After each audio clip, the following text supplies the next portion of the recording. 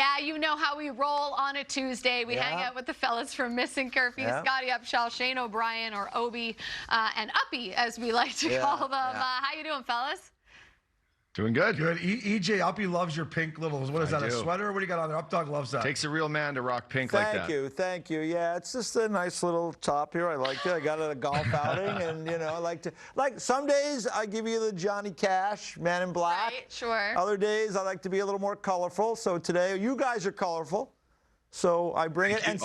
And speaking of kind of like, you know, kind of floral colors, the Florida Panthers, Obi. I mean, last week we're sitting here, we're sitting pretty. You're thinking you got that bottle of Camus. Your fingers are wrapped around it, and you didn't want to jinx it. I give you credit. You didn't want to jinx it, but nonetheless, they've lost 4 in a row. What say you?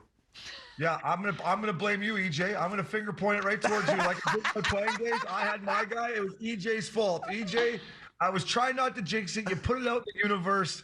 Last night was a heartbreaker, man. It was a heartbreaker. I'm starting to look up Camus where I can send it. Jackie, I'm going to need your address so I can send you. And EJ was just down there golfing. He should be pulling for these guys. I'm not pulling. Listen, either way, it doesn't affect me. Whether the bottle of wine goes to you or goes to her, I probably don't get to see a drop of it, so it won't matter. That might not be true. And just for the record, I do want the top tier Camus. Okay? I would agree. I would agree with that. 2016, a little reserve year. Yeah, Upshall, you know what I'm saying. Yeah, I do. Uppy should have to pick the bottle. Yes, I like that because stipulation. He'll be fair. How do you feel, Scotty? I think you should pick the bottle. I got the bottle and I got the appetizers, just like the dinner last year in the playoffs. I'm good at picking the wine and picking the athletes. There you go. All right, we love it. Oh, you have something to say there, Obi? No, I was just going to say, if Uppy had to pay for it, I would let him pick it. But if he's not paying for it, there's no way he's picking it. All right, well, I'll let you two hash that out off the air because the viewers, quite frankly, don't care. That's right. So let's get to something they do care about, and that is Connor McDavid. He's got 140 points. He's 10 from 150 with 8 games to play. The last 150-point player was Mario, who we know is a big deal because I don't even have to say his last name for you to know who I'm talking about. Right. So the question we kick this segment off with today is, will McDavid hit 150? What do you think? Yeah, I mean, absolutely he's going to hit 150, maybe 155. I have him at, listen, I said 70 goals probably a month ago because he was just rolling. And I'm like, this guy, there's no stopping him.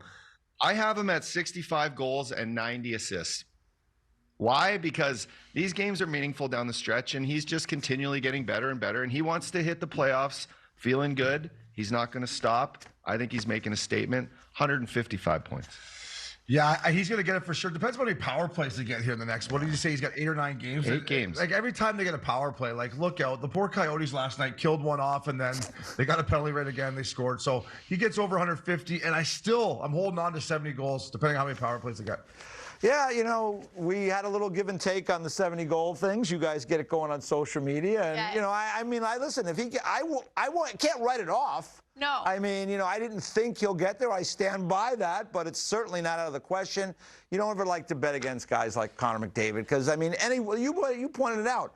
On any one game, he could have a 6-point night or 3 goals, and that skews the whole thing. So we'll see. But I think he can get to 150 points, too. Here's what I'll say about this. I am going to opt out of answering this question today because last week, when we had the 70-goal conversation, I was adamant. Oh, 70, baby, it's happening. He's going to play the Ducks twice, quack, quack. He's playing the Sharks twice. Like, 70 goals, no problem for Connor McDavid.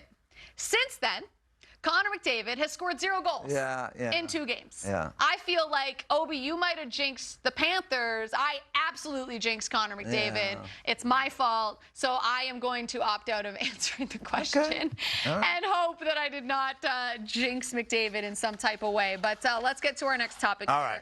Obviously, we're on the final push here for the postseason. Some teams have clinched their spot. But when you look at the playoff standings as they currently are, which team currently in a playoff spot do you think is the most underrated?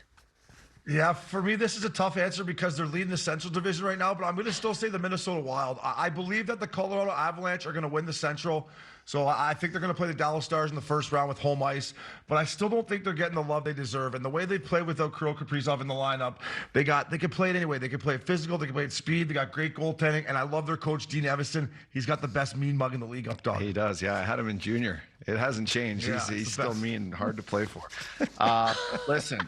If the playoffs started right now, Seattle Kraken would play your Minnesota Wild. And I'm still in favor of this Kraken team coming in and surprising people. They've done it this year, all year. They're fast. They play in your face. There hasn't been a playoff game in Seattle yet. That building rocks.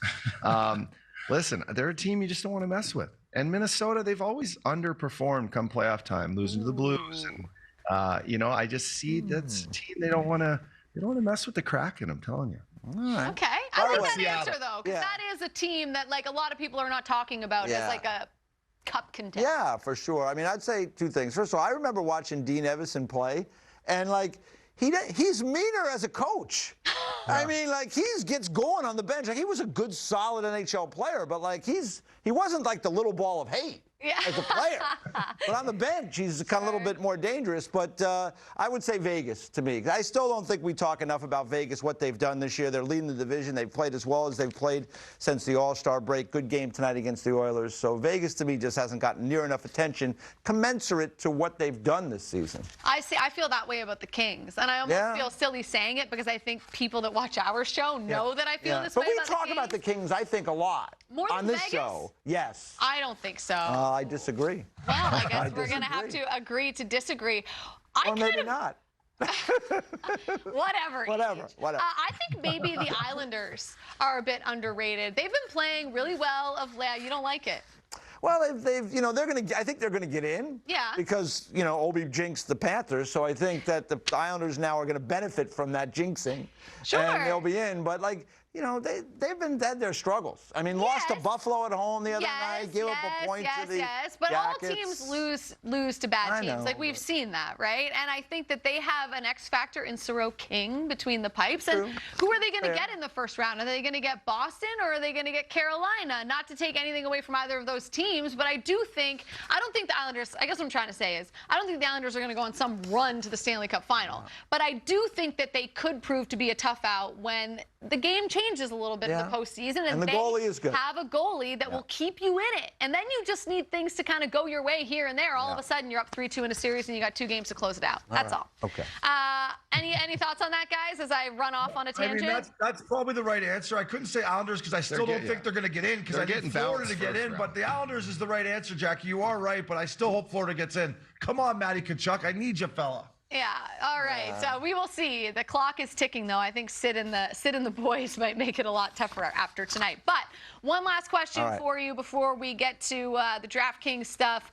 Coach of the Year is something that we haven't really talked about on this show really at all, maybe here and there. When you look at some of these guys as potential Coach of the Year candidates, who do you like? Like, who do you think should win Coach of the Year this year? I mean, for me, it's an obvious pick, and solely because I was just hanging out with the St. Louis Blues here in Anaheim the other day, and just mentioning Monty's name to them, right? He came in as assistant coach a couple years. They love the guy. He's a complete players coach. What he's done with the Boston Bruins this year, and yes, they have everything, right? Their veteran players are doing things. Pasta's having a career year. But for him to have this team basically 1 win away from securing the President's Trophy in the middle of March is incredible. And I just like a good bounce back story. He's got everything going for him now. Excited for playoffs. Boston Bruins are bad, like a mean team, and tough to play against. And he's a big reason for that. So it's a runaway in my opinion. Yeah, it's tough to go against Monty. It's why I took the Kings over the Blues is because you were hanging out with them the other night. I figured that was easy money, so the Kings did beat them. But I'm going to go with Jared Bednard, best dressed coach in the league. Just got a new shiny 3-year deal. The Colorado Avalanche are going to win the Central Division, and for everything they've been through with all the injuries, to me, it's Jared Bednard, best dressed coach in the league, and what he's done to keep that ship together with all the pieces. I got to give it to him. Good hair, too. Yeah, a lot of great coaching jobs this year. You saw Lindy Ruff's name on there. Remember, they were trying to fire Lindy the first couple of games of the year.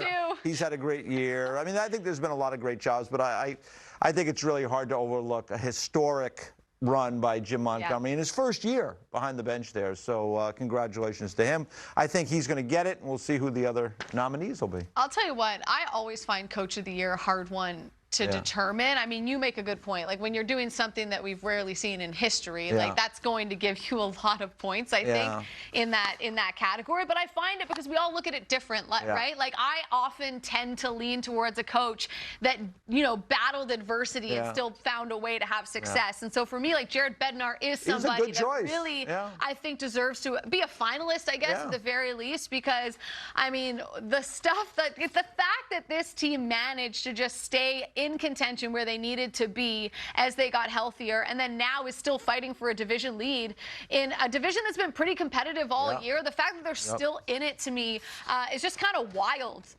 No pun intended for that division. So it's always an interesting conversation, but I think you guys are right. Hard to ignore a historic season for the Boston Bruins.